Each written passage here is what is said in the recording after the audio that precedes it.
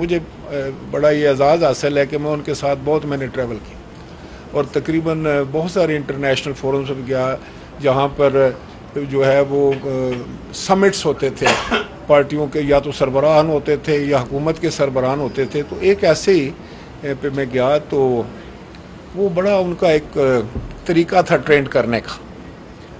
تو میرے ساتھ تشریف فرما تھی تو مجھے کہتی ہے، کانفرنس شروع ہو چکی تھی، مجھے کہتی ہیں کہ میری تقریر کب ہے. تو میں نے کہا آپ کی تقریر کل ہے 11 بجے. کہتی ہیں نہیں میں نے آج بولنا ہے. تو میں نے کہا اس طرح بھی مشکل ہے کیونکہ یہ تو پہلے پروگرام ہوتا ہے، پھر وہ سب کو ابھی یہ کسی کا ٹائم ہوگا. کہتی ہے but you are my secretary general, you go and talk to the secretary general of the conference and get the things done. یہ کیا بات ہوئی راجہ صاحب کہ ابھی تقریر نہیں ہو سکتی. تو میں گیا تو پریزیڈیم تھا، اس میں میں نے وہ سیکرٹری جنرل کو کہا، تو ہم جیسے کوئی ان کو میں نے کوئی بہانہ شانہ لگایا کہ بھئی آج تقریر کرنا ضروری ہے. اس نے کہا کہ نکاراگوا کا جو پریزیڈنٹ ہے وہ اس ٹائم بول رہے ہیں، آپ اس سے ریکویسٹ کرو کہ وہ اپنا ٹائم دے دیں. میں نے کہا آپ میرے ساتھ چلے. کوئی بزرگ آدمی تھے بوڑھے، تو انہوں نے ہیڈ فون میں نے ان کو اشارہ کیا تو میں نے ان سے ریکویسٹ کی. کہتے ہیں بے نظیر Bhutto, بھٹو's daughter. Bhutto was my friend. I was foreign minister Nicaragua, he was foreign minister Pakistan. So, but on one condition, I want one picture with her. اب میں تو بڑی خوشی جا رہا تھا کہ ترین جو ہے وہ کام کارنامہ کر دکھایا ہے. جب میں محترمہ کے پاس گیا تو میں نے کہا ڈن بی بی، اٹ ہیز بین ڈن، آپ کی اسپیچ ہے. کہتی نو آئی چینج مائی مائنڈ راجہ صاحب. تو اور پھر جب میں سمجھ گیا وہ انہوں نے آگے وہ کوئی رسالہ تھا وہ رکھ لیا اور وہ زور سے ہنس رہی تھی. مجھے کہتی ہیں ٹھیک ہے آپ نے بہت اچھا کیا.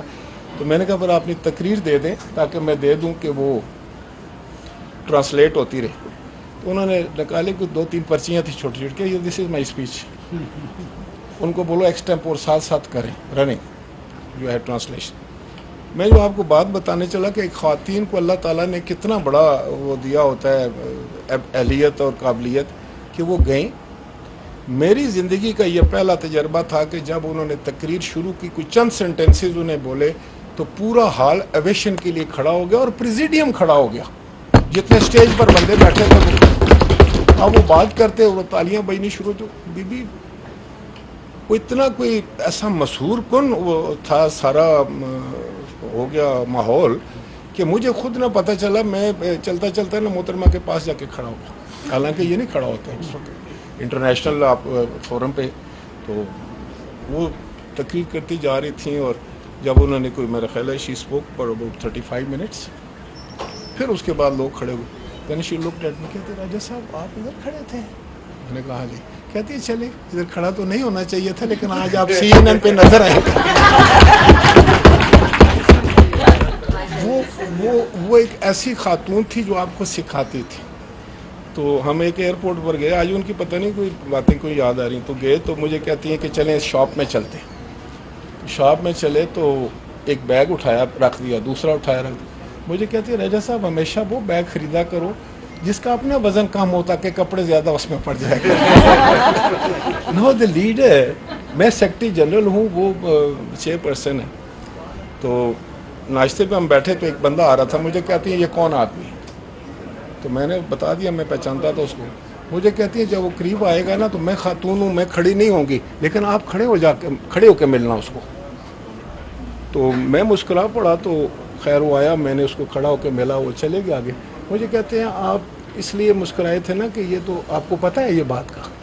لیکن راجہ صاحب میں نے کہا اگر آپ نہ کھڑے ہوئے تو پھر کیا ہوگا. So this is how she used to teach us. مطلب یہ کتنی میں آپ کو بتاؤں، بظاہر یہ چھوٹی سی باتیں نظر آتی ہیں لیکن اتنی بڑی لیڈر جو ہے اپنے فالوور کو یہ باتیں بھی سکھاتی تھی. ایک بات وہ ہمیشہ کرتی تھی کہ خواتین کی جو عزت نہیں کرتا نا وہ سمجھتی تھی کہ وہ کوئی بس ایسے ہی ہے، آرڈینری آدمی ہے، اس کا کوئی اس میں کچھ سب نہیں. اور دوسری وہ جو تھی نا کچھ لوگوں کے ہمارے سیکنڈ میریجز تھیں پارٹی میں لوگوں کی، تو وہ پہلی جو اس کی بیوی تھی اسی سے ملا کرتی تھی. میں گیا فارن ٹور پہ تو وہاں شاید یہ جو ابھی آپ بات کر رہے تھے کامن ویلتھ کے وہ فورم تھا، تو میں نے جب وہاں اپنے ویمن کاکس کا ذکر کیا تو میرا خیال ہے کوئی درجن بھر جو اسپیکر صاحبان تھے وہ میرے پاس آئے اور وہ مجھ سے تفصیلات مانگ رہے تھے کہ کس طرح آپ کاکس بناتے ہیں، کیا کاکس آپ کا کرتا ہے. اور جب میں نے ان کو ساری تفصیل بتائی تو وہ حیران رہ گئے، ششدر رہ گئے، کہنے لگے اچھا پاکستان میں ایسا ہے. لیکن ہمارے سافٹ ویئر میسیجز تو باہر نہیں جاتے، یہ میں میڈیا کے لیے بات کر رہا ہوں.